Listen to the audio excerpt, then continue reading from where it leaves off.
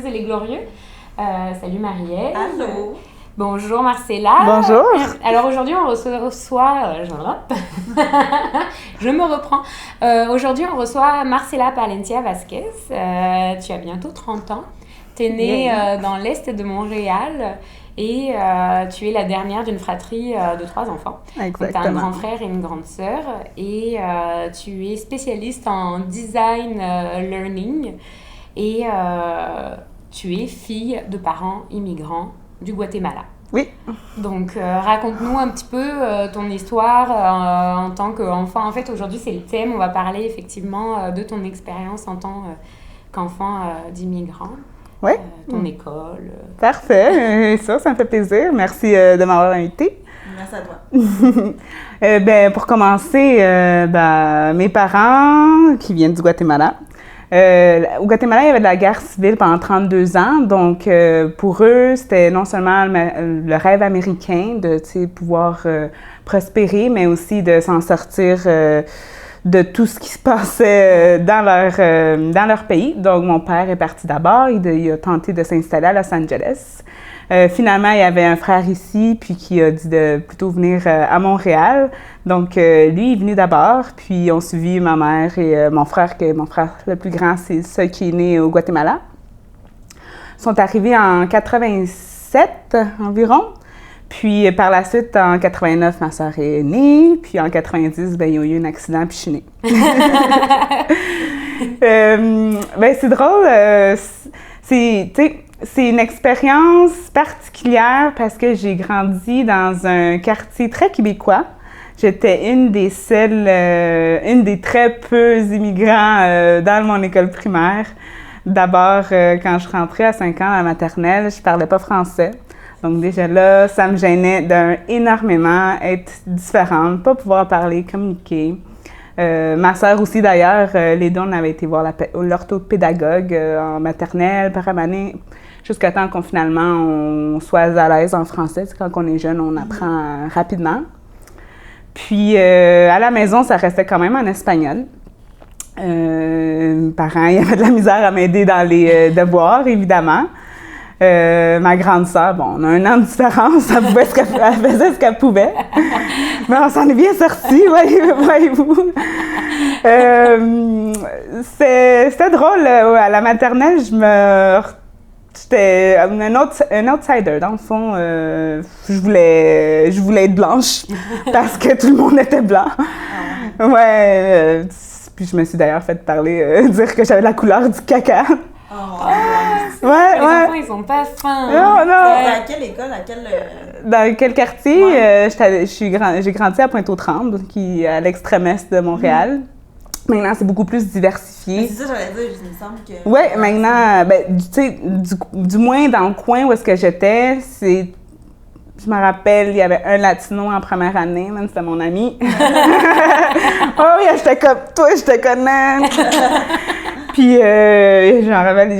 j'avais une voisine haïtienne, donc au moins aussi, on tu sais, je sais pas, tous les outsiders, tu te rassembles, tu grandis, tu sais, on sait que on vit différemment. À la cafétéria, j'avais honte de mon lunch parce qu'il était totalement différent. Puis ça sentait différemment des autres. Les autres avaient leur petit sandwich, pain blanc. J'étais avec ma grosse affaire, mon steak, ma sauce tomate, puis tous mes petits plats. Ça sentait l'exotique. C'était très bon, mais j'étais gênée aussi de le sortir. Tu sais, c'est drôle là, quand on est petit. Maintenant, là, je le vois différemment, évidemment, puis je suis fière d'être différente. Mais quand on est jeune, on veut juste blend avec le reste, on veut ressembler à tout le monde, puis passer inaperçu. Du moins, ça, c'était mon expérience. À l'école. Ouais. Donc, primaire, pas grand monde avec qui qu'on... pas beaucoup d'immigrants. Je me suis évidemment quand même fait des amis. Puis secondaire, là, finalement, évidemment, plus grande école, plus de personnes. Finalement, il y a plus de diversité d'un petit peu plus partout dans le monde. Puis, dans le fond, je sais pas si vous avez des questions plus particulières par rapport à l'éducation, tu vois. Ben tes études, parce que bon, moi je te connais, bon, c'est une de mes meilleures amies qui m'a d'ailleurs mariée, faut le savoir, donc pas totalement inconnue. Mais je connais pas ma maman. Je fais comme si je découvrais pour la première fois. Ben oui, ton cursus aussi, peut-être scolaire aussi, parce que c'est quand même intéressant de voir quand même tout ce parcours-là, parce que tes parents qui viennent quand même de l'autre bout du monde, enfin qui doivent être super fiers aussi de voir comment tu t'épanouis en tant que femme, quoi. Ouais, ben c'est sûr, mes parents ont toujours voulu pousser le plus possible nos études. Au primaire, il y avait, tu sais, la dernière année, ça s'appelle bilinguistique, où est-ce que tu faisais toute ton année en une demi-année, puis l'autre demi-année, tu le faisais en anglais, tu apprenais l'anglais. Puis ça, elle a essayé, ma mère, elle a tenté de pousser les 3 enfants qu'on puisse aller là-dedans. Finalement, c'est juste moi qui a rentré dans le programme, puis par la suite, la 3e, c'est la bonne. Une chance qu'ils ont eu un accident. Mais définitivement, ça a toujours été quelque chose d'important pour eux, qui nous ont inculqué dès notre plus jeune âge. Je me rappelle quand elle allait nous border, ben elle nous faisait rêver, ben toi tu vas un jour être un architecte ou docteur ou whatever. Finalement, pas du tout. Ben tu sais, de mon côté, j'ai toujours eu pas une pression, c'est moi-même qui mettais la pression. Mes parents m'ont pas vraiment mis une pression, m'ont plutôt fait rêver, je dirais, penser à toutes les possibilités. De mon côté, je me disais, ben mes parents se sont pas forcés, tu sais, parce que oui, j'ai raconté que ma mère puis mon père sont arrivés ici, mais ma mère, elle a traversé le désert à pied, comme qu'on voit dans les films, là, plus une nuit et jour à marcher puis à croiser les doigts qu'elle va pas se déshydrater. Tu sais, passant de Mexique aux États-Unis, puis par la suite, elle a fait différemment pour venir au Canada. Mais oui, dans la tête, c'est pas, je vais pas echar a perder, tu vois. Des fois, je pense en espagnol, puis ça sort pas en français. Je vais pas laisser tous les efforts de mes parents le jeter à l'eau. Tu sais, j'ai une des rares personnes qui ont des possibilités, puis je pense à mes cousins qui sont restés au Guatemala, une des rares personnes qui ont plus de possibilités, il faut que je mette le plus possible pour sortir au-delà de eux, ce qu'ils ont donné, ce qu'ils ont fait. De mon côté, j'ai toujours voulu, je sais pas pourquoi, je savais toujours que j'allais aller à l'université. Je savais qu'il fallait que je sorte un diplôme. Je voulais aussi être un bon exemple pour mes nièces aussi. Mes cousins qui sont venus ici, ils ont eu des enfants. Fallait, tu sais, moi j'ai eu un role model aussi. Puis à chaque fois, c'est évidemment des amis latinos qu'on me disait, regarde, elle a fait ça, elle fait ci. Fait que définitivement, de mon côté, c'est une pression personnelle que je m'étais mis. Ça vient avec la personnalité aussi. Je suis une personne qui me pousse énormément, qui se met des objectifs des fois un peu fous. Donc, ouais, je pense que je voulais rendre fière mes parents, je voulais être fière moi-même, je voulais rendre fière toute ma famille qui est ici, celle qui est au Guatemala. Parce que, comme je disais, tu sais, des fois, moi, je me rappelle un jour, je me suis mis à pleurer parce que j'étais comme, coudonc, pourquoi mes cousins sont restés là-bas? Ils n'ont pas eu toutes les possibilités que j'ai eues, moi, ici. Puis je me sentais mal, puis j'étais comme, tu sais, c'est pas juste. J'ai tenté de faire venir une cousine qui veut venir ici pour qu'elle vive la vie nord-américaine, qui est complètement différente de ce qu'on vit au Guatemala. Mais tu sais, bon, on peut pas tout avoir, tu sais. L'explication, une réponse de ma mère était comme, oui, c'est sûr, toi, t'es venue ici, t'as eu cette chance, mais tu sais, t'as pas grandi avec tes 1 million de cousins qui sont restés au Guatemala. Eux, au moins, de leur côté, ils ont grandi, accompagnés de toute la grande famille. Est-ce qu'ils voudraient venir ici, tu penses? Pas tous, quelques-uns. Tu sais, j'ai 2-3 cousines aussi qui encore une fois, tu sais, c'est un rêve américain. Tu as tellement de films que tu vois leur lifestyle, c'est assez comparable au Canada. Puis, au Guatemala, c'est pas le même lifestyle. Donc, tu sais, c'est sûr que c'est un rêve pour eux qu'ils voudraient venir ici, s'installer, puis avoir une famille, faire des études, avoir une profession nord-américaine. Donc, ouais, moi, je suis contente vraiment qu'un parent ait choisi le Canada. J'ai déjà dit 1 million de fois, je suis comme tellement heureuse qu'il n'ait pas choisi les États-Unis. Mais ça, c'est en ayant grandi ici. Peut-être que ça aurait été différent si j'avais grandi aux États-Unis. Mais tu vois, je suis fière d'avoir fait le bout de chemin que j'ai fait jusqu'à maintenant, puis j'ai hâte d'en faire davantage. J'essaie tout le temps de voir de quelle façon je puisse aider les nouveaux arrivants aussi. Quand je suis en train de déménager, j'avais des trucs à donner.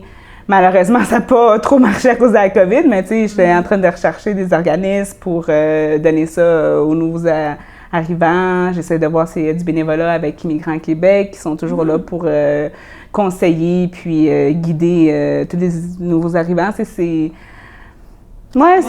particulier, c'est le fun, j'adore ça. Puis tu sais, à Montréal, il y en a tellement d'immigrants que ça, c'est juste une histoire parmi tant d'autres. Que je pense que c'est une belle ville où est-ce qu'on peut voir de toutes les couleurs. Oui, parce que tu sais, moi, je connais tellement pas ça comme vouloir, mettons, changer de pays. C'est tellement loin de moi parce que je suis née ici, puis j'ai comme juste connu ici. Fait que, c'est fou. Puis ta mère, tu dis qu'elle a traversé comme... Dans le fond, elle est juste venue à pied. Oui, bien, elle a fait du Mexique aux États-Unis, elle est venue à pied. Bon, pour le reste, il y avait des autobus ou quoi que ce soit, mais c'est pour le passage de la frontière. Pourquoi elle est venue comme ça? C'est quoi la raison? Bien, tu vois, pour venir, en fait, il fallait qu'elle vienne jusqu'à la frontière canadienne pour demander un statut de réfugié. Mais dans le fond... Tu sais, j'espère qu'ils m'ont pas la déportée, là, mais elle est rendue citoyenne. Non, mais parce que t'as le Guatemala, t'as le Mexique, les États-Unis, le Canada. Normalement, que tu demandes un statut de réfugié, c'est au premier pays que tu croises qu'il faut que ça se passe, mais la destination finale, c'était Canada, donc elle a dû traverser le grand pays du Mexique et le grand pays des États-Unis illégalement. Donc, c'est pour ça qu'elle a fait à pied avec, on appelle des coyotes, c'est qui les guident à travers le désert, qui connaissent les chemins pour traverser des personnes. Ouais, c'est assez une aventure quand elle me raconte ça, j'étais comme, pour vrai, moi je prends le métro puis c'est une aventure. Est-ce que ça a pris combien de temps? En tout, c'était pas plus que 2 jours. Pas plus, la traversée à pied, je parle de la frontière. Là, par la suite, tout le Mexique, je sais plus combien de prix. Non, tout le Mexique, je sais pas combien de elle m'a sûrement déjà dit. Je sais pas combien de temps ça a pris, mais la traversée à pied du désert, environ 2 jours. Puis en plus, elle avait ton grand frère, qui avait 2 ans, quoi, à l'époque. Ouais, ben lui, elle a donné, façon de parler, là. C'est qu'il n'a pas traversé le désert, il n'a pas traversé en voiture avec des connaissances qui l'ont pris pendant ce moment-là. Parce que non, c'est dangereux. C'est un peu dangereux. C'est clair. Ouais. On n'a pas vécu du tout la même immigration. Enfin, moi, je viens de France, c'est sûr que j'ai pas connu tout ce périple. Mais c'est incroyable parce que même, je vois ta maman, je connais pas bien ton papa, mais ta maman qui a un super beau réseau, qui est en couple avec un Québécois, qui travaille dans le domaine de la santé. Mm-hmm. Enfin, vraiment, elle a refait sa vie. C'est incroyable, sa réussite, quoi, même de... Oui, vraiment. Puis c'est beaucoup, beaucoup d'efforts. Puis ça, c'est... Tu sais, je pense qu'en tant que fille d'immigrants, on s'en rend pas compte de tout l'effort qu'ils doivent faire pour se rendre où est-ce qu'ils sont. Parce qu'ils arrivent, évidemment, ils parlent pas la langue. Ça s'apprend pas aussi vite que quand on est jeune. Ouais. Puis ils doivent arriver, ils doivent commencer à faire de l'argent. Ils ont déjà des enfants, ils veulent s'installer, ils veulent louer un appart, acheter une maison. Heureusement, là, il y a le gouvernement qui offre la francisation gratuitement, mais pour ceux qui ont déjà leur résidence ou qui sont citoyens. Mais dans ce temps-là, ils ne l'avaient pas encore. Mm-hmm. Donc, tu sais, ils apprennent la langue. Après ça, il faut trouver une job. Mais oui, mais avec quelle qualification? Tu sais, mon père était comptable au Guatemala ici, ça ne servait à absolument rien. Fait que, la plupart commencent à travailler dans des shops, dans des nettoyages de bureaux, de maisons. Fait que, tranquillement, pas vite, ils doivent s'en sortir, là, finalement. Ma mère, après plusieurs années, cette année, elle avait passé son secondaire ici. Puis, elle a décidé de, justement, sortir un diplôme pour être préposée aux bénéficiaires, pour finalement faire quelque chose qu'elle aime, qu'elle rêvait. Elle, plus jeune, elle rêvait d'être infirmière. Mais ça, c'est encore, tu sais, c'est toute une étape pour... puis, tu sais, quand tu cherches, là, puis tu trouves des histoires, il y en a qui ont réussi, là, j'en connais des immigrants qui sont même venus ici, puis ont fait des PhD, puis ils sont sortis de il arrivait avec 20 $, là, carrément. Là, tu sais, il y a toutes sortes d'histoires, puis quand tu penses tout l'effort qu'ils ont mis là-dedans, puis quand tu vois les professionnels, tu peux juste être fier de tout ce qu'ils ont fait. Tu sais, c'est grâce à eux que les enfants ils ont toutes ces opportunités-là. Ouais. J'y vais. J'avoue que ça doit être une sacrée pression quand même aussi pour toi. Effectivement, tout à l'heure, tu le disais, de pas tout mettre ça, enfin, de pas gâcher les efforts que tes parents, ils ont mis, ils t'ont comme donné un cadeau d'une certaine façon de te permettre d'accéder peut-être à plus de confort que si tu étais resté au Guatemala. Et est-ce que tu as l'impression, parce que je te pose la question parce que je pense connaître plus ou moins quand même la réponse, mais est-ce que tu as l'impression que quand même, ils sont un peu plus exigeants avec les filles qu'avec les garçons? Je la pose parce que j'en ai déjà entendu parler. Est-ce que tu as l'impression qu'on attend quand même de vous, même si tu me disais, ben oui, je me mets moi-même la pression, mais quand même, on attend de la réussite, de pas tout mettre à la poubelle. Non, définitivement, du moins dans ma famille, bon, je pourrais pas généraliser, mais en général. Dans ma famille, oui. Ils ont davantage poussé ma soeur puis moi comme mon frère, je pense. Bon, est-ce qu'on avait plus de potentiel? Je pense pas. C'est une personne super intelligente, mon frère aussi. Mais je sais pas pourquoi cette pression. Je sais pas. Il avait peur qu'on tombe enceinte puis qu'on ait des enfants puis qu'on gâche tout leur effort. Là. C'est ça.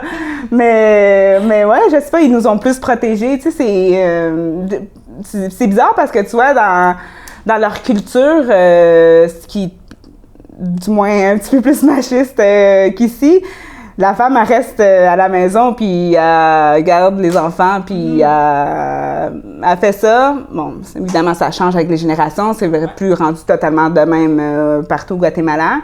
Mais c'est pour ça, je trouve que c'est surprenant qu'ils en mettent davantage de pression aux filles ici. Peut-être qu'ils ont vu justement les possibilités que les femmes y ont ici, qui sont différentes dans ce temps-là qu'il était au Guatemala. Donc, ils ont vu vers le futur, puis ils ont voulu nous pousser. Ils ont vu qu'on avait le potentiel aussi. Pas pour rien qu'ils ont choisi ici. Puis j'imagine que se sont fait des amis, des contacts, qui ont vu que aussi leurs enfants, les erreurs qu'ils ont faites, ce qu'ils auraient pu faire. Donc, ils ont tenté de nous guider le plus possible, puis je peux juste en être reconnaissante de tout ce qu'ils ont fait, réellement. C'est quand on est jeune, on est un peu ingrat. Donc, excusez-moi, maman. Mais non, je peux juste être heureuse de toutes les possibilités qu'ils m'ont offert en venant ici. C'est peut-être parce que, justement, il y avait peut-être une tellement grande différence entre là-bas et ici, surtout pour les femmes, que c'était comme, hey, t'as la chance de faire ce que tu veux, tu sais, fait que vas-y. Puis je sais pas, mais en tout cas, j'espère que ça change, mais j'ai l'impression qu'il y a plus de. Les jobs, disons, payantes, les bonnes jobs, qu'on va dire, pour les femmes, sont peut-être un petit peu plus rares que celles des hommes. Fait que je sais pas si c'était pour ça un peu aussi. Mais tu sais, comme tu disais qu'elle te faisait rêver en disant bon, architecte ou je sais pas, c'est quand même des gros emplois. Est-ce que toi, tu t'es dit, OK, il faut vraiment que j'aie un emploi là, dans la haute hiérarchie, disons, ou tu sentais un peu que tu pouvais un peu aller dans ce que tu voulais? Ben, je te dirais, j'ai senti quand même que je pouvais aller dans ce que je voulais, ce que ma mère, tu sais, à la suite de développement de la famille, mon père est parti, là, c'était surtout ma mère qui me guidait rendue au secondaire, puis elle voulait juste que je sois heureuse. Donc, moi, ce que j'ai choisi à ce moment-là, c'est hôtellerie, tourisme. C'est pas nécessairement, du moins dans le regard qu'on avait dans ce temps-là, une profession dans la haute hiérarchie, si on pouvait dire ça de même. Mais bon, tout ce que ma mère voulait, c'est que je sois heureuse, puis elle m'a poussée, si c'est ça que tu veux, c'est ça que tu rêves, c'est comme je vais t'appuyer, quoi que ce soit. Mais tu sais, soit par la suite, c'est moi qui a changé d'avis. J'ai tenté plusieurs expériences professionnelles dans l'hôtellerie tourisme qui étaient géniales, j'ai beaucoup, beaucoup aimé. Mais il y a plusieurs éléments qui me comblaient pas. Pour dire en général, bon, je voulais un meilleur salaire, puis je voulais un meilleur conditions de vie. Souvent en tourisme, on travaille en soirée, fin de semaine.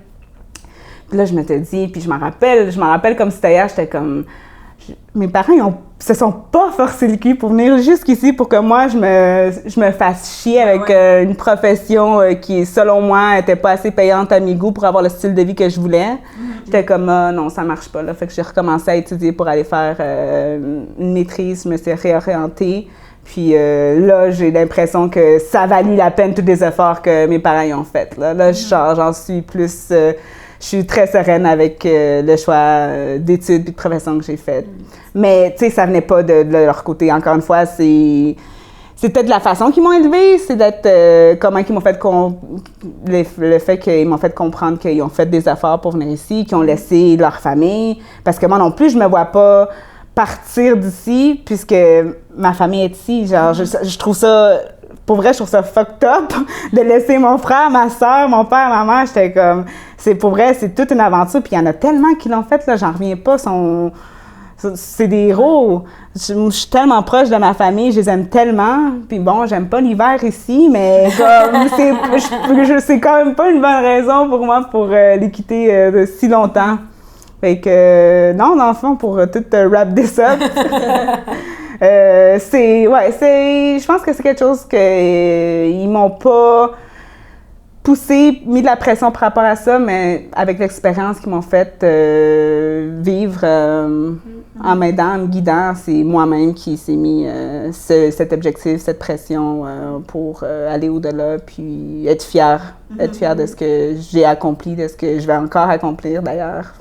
C'est quoi ta job précisément? En ce moment, je suis technopédagogue. Je sais pas si je l'ai dit correctement depuis tout à l'heure. Non, mais c'est pas grave.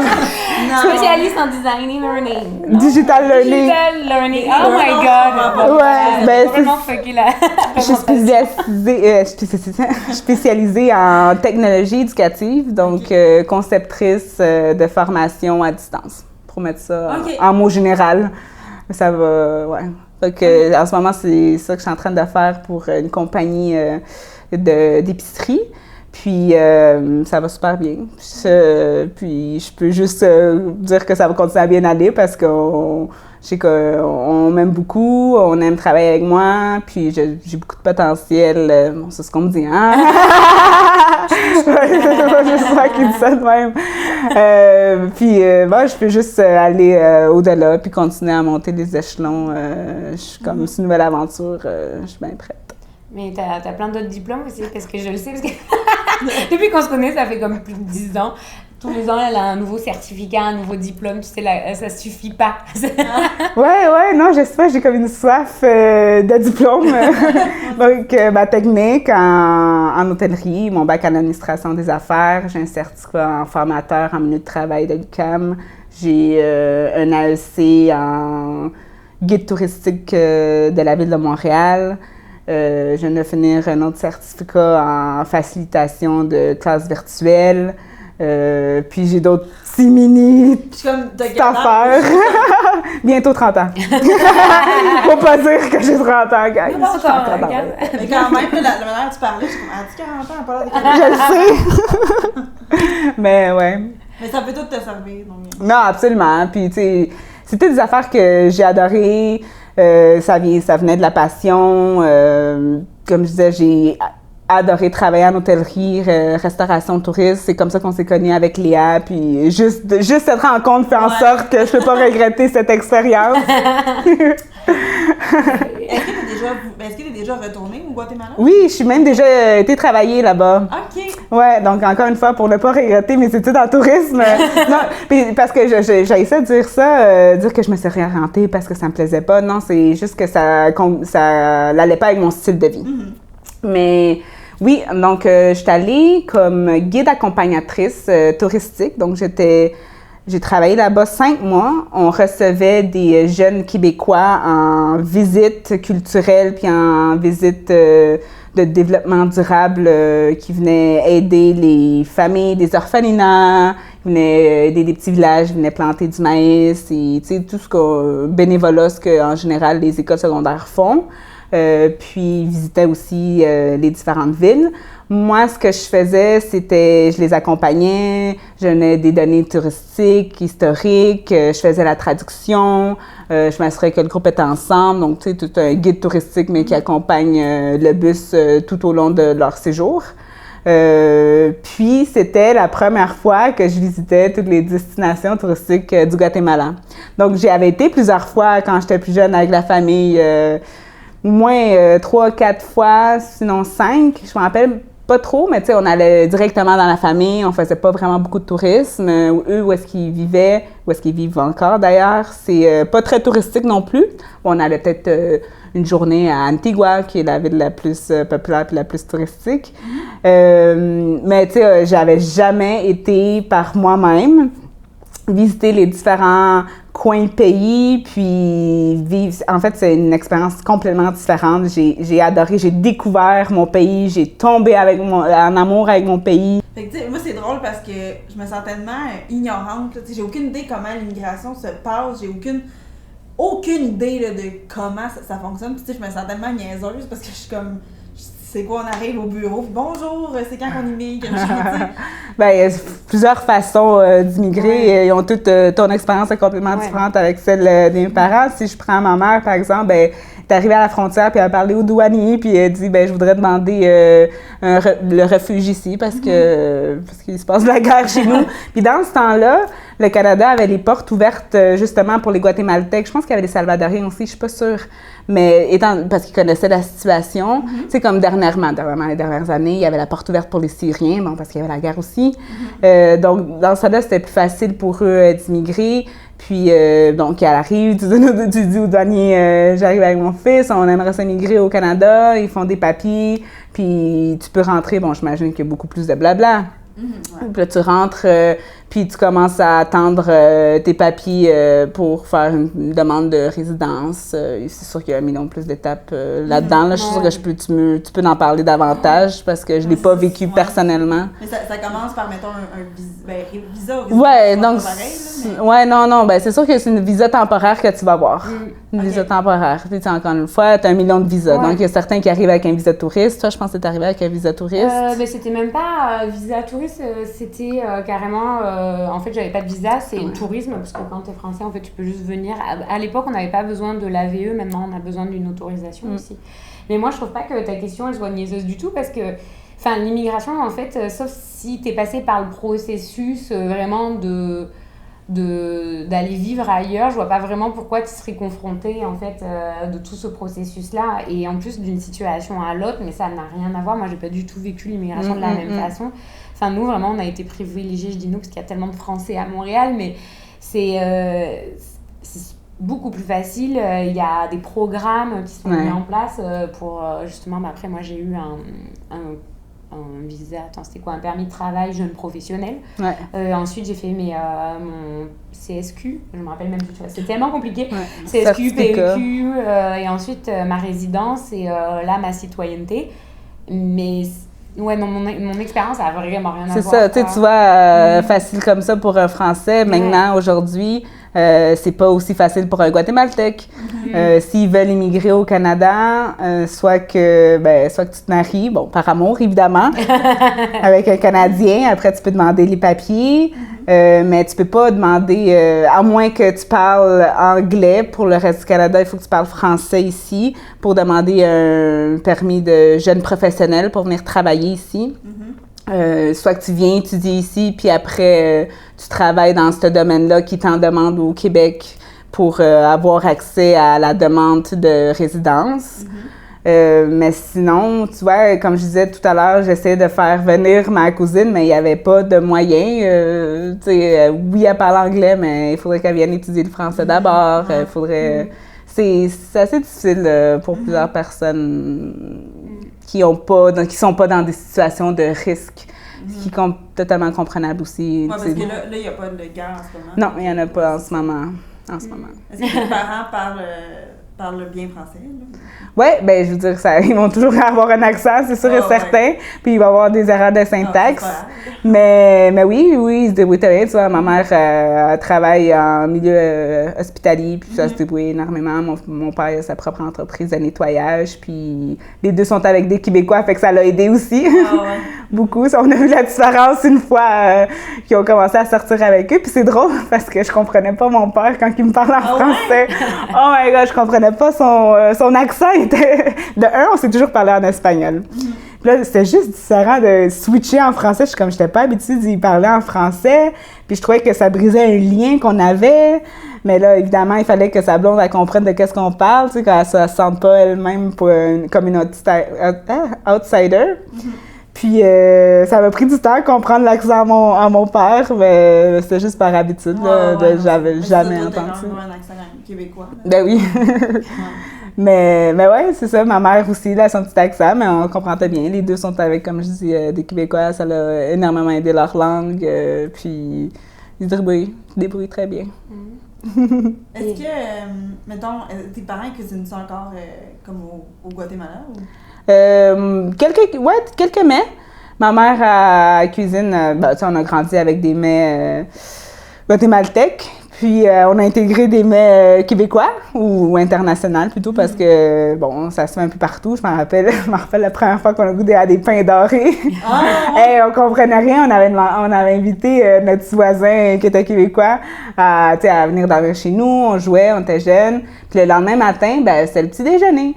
Puis ils sont comme, on allait faire des œufs, puis on demandait, bon, comment tu veux tes œufs? Et comment enrober sur mon pain? On était comme, quoi? Enrober dans ton pain? Oui. En fond, tu mélanges l'œuf, puis tu mets ton pain là-dedans, puis après, tu mets sur la poêle. Comme, OK, on va essayer ça. Finalement, on a compris après qu'il fallait mettre du sucre, de la vanille, whatever, pour que ça soit sucré. Mais après, c'est ça, on a parlé avec sa mère après, la voisine. Comment, ouais, ça s'appelle des pains dorés. Voilà, ce nouveau mets, puis mon Dieu, j'aime ça maintenant. Première fois qu'on a fait une lasagne, je me rappelle comme c'était hier aussi, mon père testait une nouvelle recette qu'il avait trouvée sur une revue. On mangeait de la lasagne, c'est comme, oh wow, c'est God!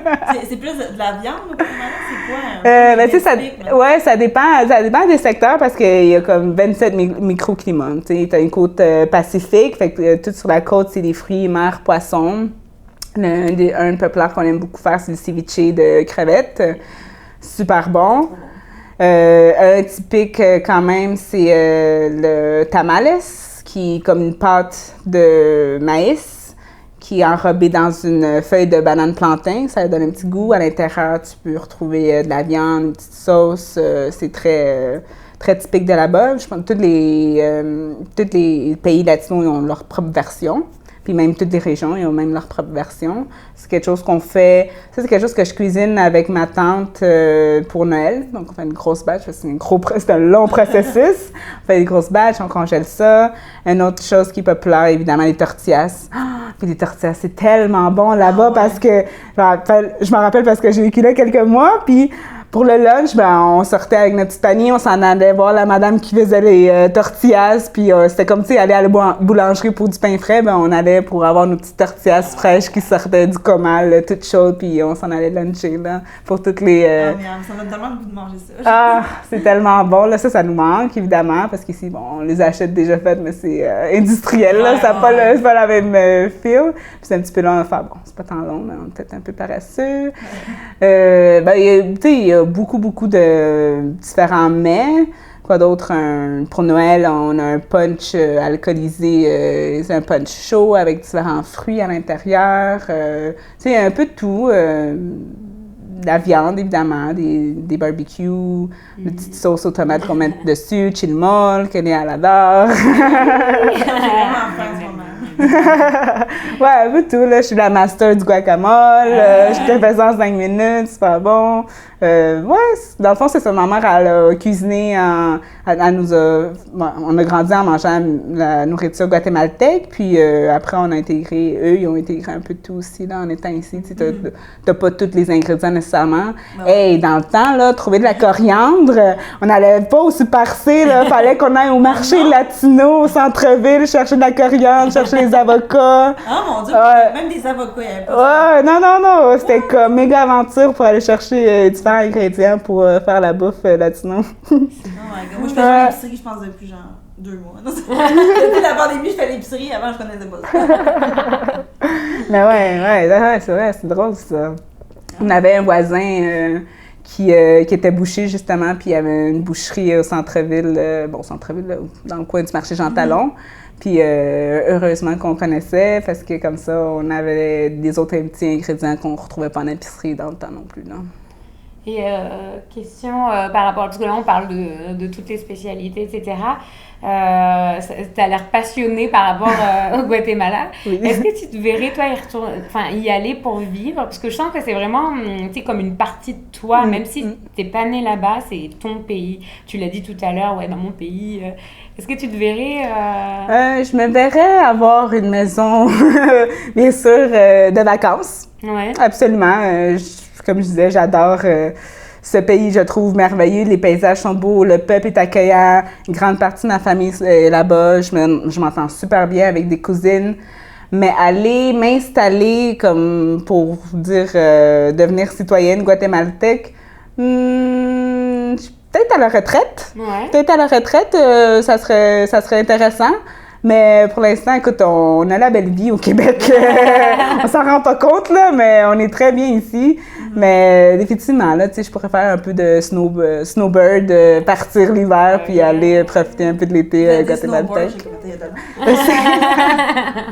Ben non, mais ouais, c'est sûr, là, c'est quelque chose qui reste au fond de ma tête un jour. C'est pas barré du tout. Faut que j'y aille. Moi, un jour, j'ai jamais été encore au Guatemala. Je vais te faire visiter. Ouais. Puis en terminant, mettons une dernière question, est-ce que tu trouves qu'au Québec, est-ce qu'on est ouvert à... comment je peux dire ça?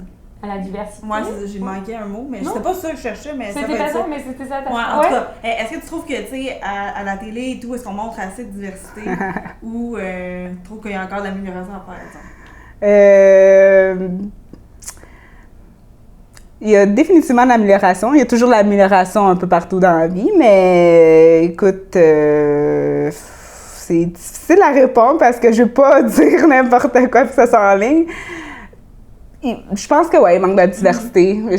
Mais en même temps, parce que la face que tu vois, la plupart des immigrants sont concentrés à Montréal. Puis à Montréal, c'est la moitié de la population québécoise. Puis quand tu vois une série, par exemple, c'est souvent des acteurs blancs, québécois, puis c'est souvent les mêmes qui sont dans toutes les freaking séries. Donc, et puis, il y a un noir, puis c'est tout le temps le même noir. Mais, fait que oui, il y a place à l'amélioration. Je pourrais pas en dire davantage parce que je m'y connais pas beaucoup dans la culture télévisée québécoise. J'ai grandi avec la télévision américaine et mexicaine.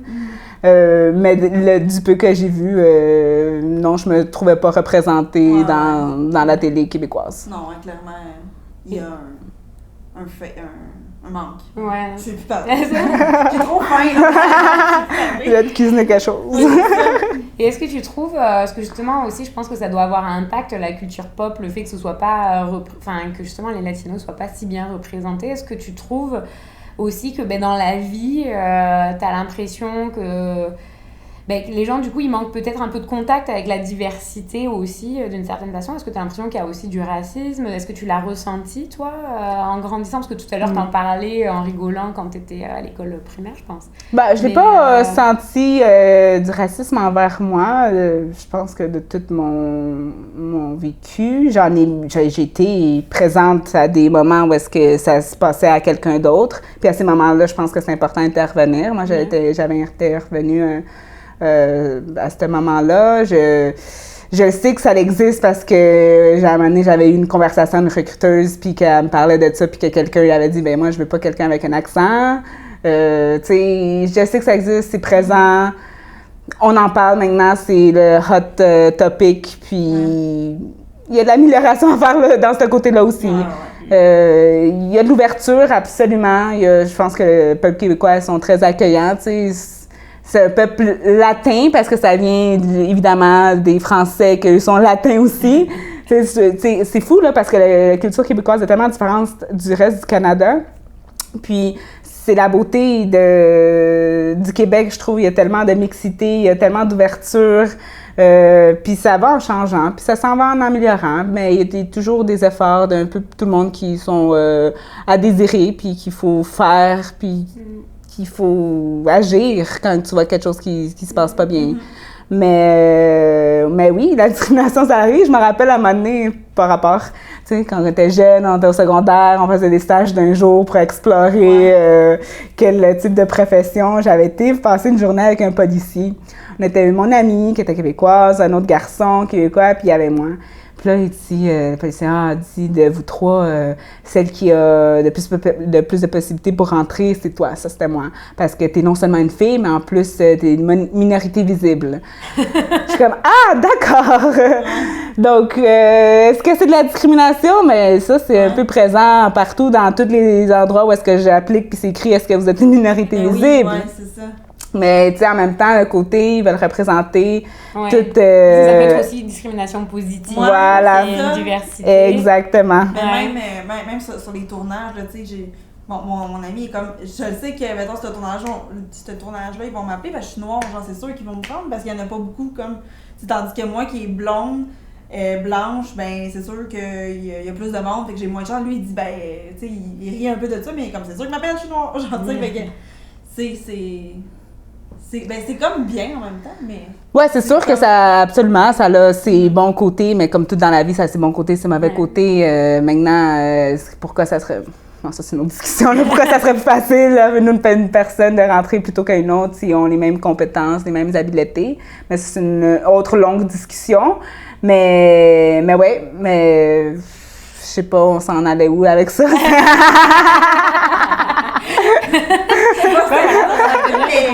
Mais pour vrai, merci vraiment d'avoir accepté l'invitation. Pour vrai, c'était vraiment intéressant. Ça fait plaisir. Est-ce qu'on peut te suivre sur les réseaux sociaux? Pas vraiment, mais vous pouvez m'ajouter sur LinkedIn. Ajoutez-moi sur LinkedIn, Marcela Valença-Vasquez. LinkedIn, c'est bon, parfait. Spécialiste en digital learning. Merci. Merci à toi. De rien. Ouais. Là, j'avais faire des signes.